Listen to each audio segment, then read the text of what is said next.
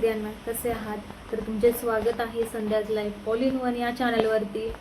आणि कसं आहे ना, आपलं जीवन हे एकदाच आहे, तर ते निरर्थक लोकांच्या विचारात व्यर्थ नाही घालवायचं, तर ते मन भरून जगायचं. तर तुम्हाला एक परवाचा किस्सा सांगते. परवा म्हणजे तरी 8-10 दिवस झालेत त्या गोष्टीला. मला थोडं गावाकडे जायचं होतं म्हणून मी पार्लरला गेले. आणि तिथे गेल्यानंतर जे जे ॲब्रो केले ना माझे, तर त्या आमच्या इथेच राहतात. 1-2-3 घरं सोडून आमच्या इथेच राहतात त्या. मग त्यांनी ॲब्रो वगैरे केले. ॲब्रो केल्यानंतर मला सोप पण घ्यायचा होता, तर सोप त्या दिवशी नाही मिळाला. मग सगळं झाल्यानंतर म्हणजे संध्याकाळ झाली होती, 6 वाजले होते. मग तिची पण ड्युटी संपली होती. मग ती म्हटली की आता तुम्ही तिकडे जातायत तर मला पण सोडा. बरं ठीक आहे म्हणलं, सोडते. मग तिला म्हणजे त्यांना घेतलं आणि माझ्या घराजवळ सोडलं. मग त्यांनी गेले. मग ते गेल्यानंतर मी गावाकडे वगैरे जाऊन आले. आणि गावाकडे आल्यानंतर पण एक 4 दिवसांनी मी पार्लरला गेले परत. पार्लरला गेल्यानंतर मला कसं सवय आहे की गाडीवर जाताना वगैरे किंवा इमर्जन्सी बाहेर कॉल आला तर ब्लूटूथ असते माझ्याकडे. काय आवाजामुळं म्हणजे गोंधळामुळं आवाज येत नाही म्हणून मी इमर्जन्सी ब्लूटूथ वापरते. मग त्या दिवशी मी गेले तिथे आणि गेल्यानंतर ते ब्लूटूथ तिने पाहिलं माझ्या गळ्यात.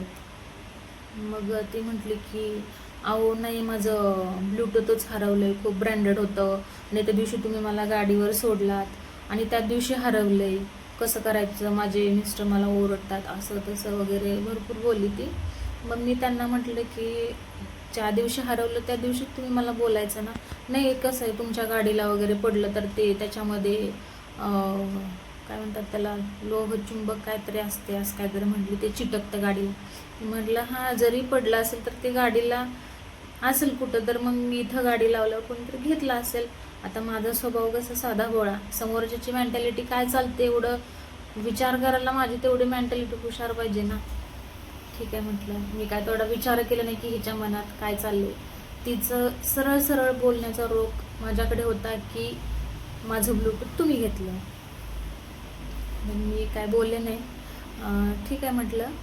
आणि मी आले. त्या दिवशी तर माझं कुठलं काम झालंच नाही, सोप पण मिळालं नाही. पण मी त्या टेन्शनमध्ये म्हणजे एवढा काय तेव्हा विचार केला नाही. मी आले घरी. घरी आल्यानंतर थोडं विचार केला, बाबा म्हणलं हे व्यक्तीला म्हणायचं काय, म्हणजे सरळ सरळ आपल्यावरती आरोपच केला. मी म्हटलं ठीक आहे, जाऊ द्या. मी माझं काम करत होते. त्याच्यानंतर त्या दिवशी ती व्यक्ती परत माझ्या घरी आली आणि मला म्हटले की नाही हो, माझे मिस्टर मला खूप ओरडायला लागलेत, ते खूप ब्रँडेड होतं ब्लूटूथ वगैरे वगैरे. मी म्हटलं तुम्ही त्या दिवशी एकतर विचारलं नाही आणि आता तुमचं म्हणण्याचा उद्देश काय आहे, मला सरळ सरळ सांगा ना तुम्ही की मी घेतले म्हणून. बरं ठीक आहे म्हटलं, जाऊ द्या. तरी पण मी शांत बसले आणि मी म्हटलं की हे बघा, हे मी माझं ब्लूटूथ जे आहे ना ते दाखवलं त्यांना. म्हटलं बघा, हे कन्फर्म करा, हे तुमचंच आहे का. तर तिने बघितलं आणि मग म्हटलं नाही नाही नाही, हे नाही आहे माझं ब्लूटूथ. तरी पण मी शांत बसले, मी त्यांना काहीच बोलले नाही. म्हटलं जाऊ दे, कारण की चूक आपली आहे. तेव्हा ती बोलली, केली सगळं. मी म्हटलं हे एवढं ब्लूटूथ काय घेऊन बसलात म्हटलं. तर त्या व्यक्तीला काय बोलायचं. तिनं म्हणजे तिची काही चूक नाही, चूक असते आपली. आपल्या बोलण्यात फरक पडतो की कसं, म्हणजे आपण समोरच्याला रिस्पेक्ट देतो किंवा एक हसत हसत बोलतो, कॉन्फिडेंटली बोलत नाही. त्या व्यक्तीला काय वाटतं की ही एडी गबाळी आहे, ही अशी दिसते, जर राहणीमान असे वगैरे वगैरे, हिला काही कळत नाही. ठीक आहे म्हटलं, जाऊ द्या, चूक आपलीच आहे. तिला काही बोलले नाही. ती व्यक्ती गेली घरी. पण मला एवढा पश्चाताप झाला की म्हटलं बघा, आपलं साधं भोळं राहणं किंवा समोरच्याला आपल्यापेक्षा जास्त किंमत देणं आपल्याला किती महागात पडतं.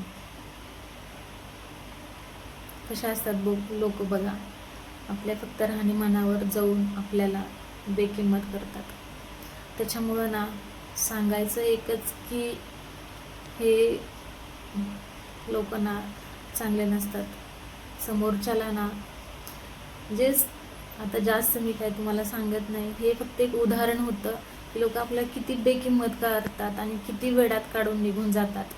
मला सांगायचं एकच तुम्हाला की समोरचा आपल्यासोबत कसा वागून जातोय हे पाहण्यापेक्षा तो आपल्याला काय शिकवून जातो हा धडा आयुष्यात घेणं खूप महत्त्वाचं आहे. आणि जे आपलं बोलणं, जे वागणं आहे ना, ते खरंच कॉन्फिडंटली असायला हवं. नाहीतर लोक आपल्याला वेड्यात काढून जातात, बेकिंमत करून जातात. बरोबर की नाही? तर व्हिडिओ आवडला असेल तर खरंच मनापासून सांगते, माझ्या चॅनलला सपोर्ट करा.